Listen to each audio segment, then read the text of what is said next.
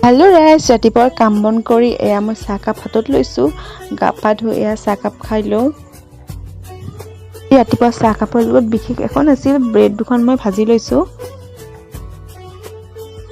এতিয়া চাহকাপ খোৱা হোৱাৰ পাছত এয়া মাক দি দিলোঁ মই পাত সূতা ফালিবলৈ, কাৰণ মই গুঠিম আজি মানে চাদৰ মাৰ কাৰণে। সেইবাবে মাক এনেকৈ সূতাখিনি ফালি ল'ব দি দিলোঁ। তাৰ পাছত মই এয়া ওলাবলৈ গ'লোঁ গডৰেজলৈ চাদৰখন।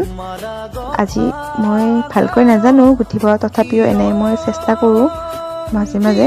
নিজৰ হাতৰ কাম বেয়া হ'লেও সদায় নিজৰ বাবে ভালেই, সেইবাবে এনেকৈ মাজে মাজে মই চেষ্টা কৰোঁ ঘৰতে। এতিয়া চাদৰখন গোঠাত লাগি গ'লোঁ। গোঠাখিনি মই ভালদৰে দেখাব নোৱাৰিলোঁ, কাৰণ ইমান কম সময়তে দেখাবও নোৱাৰি। এতিয়া ফাইনেলি গোঠা হৈ গ'ল মোৰ। কেনেকুৱা হৈছে বাৰু? আজি সাজত আছিল এয়া খিচিৰি আৰু আলু ভাজি। তেতিয়াহ'লে আমি খাই লওঁ।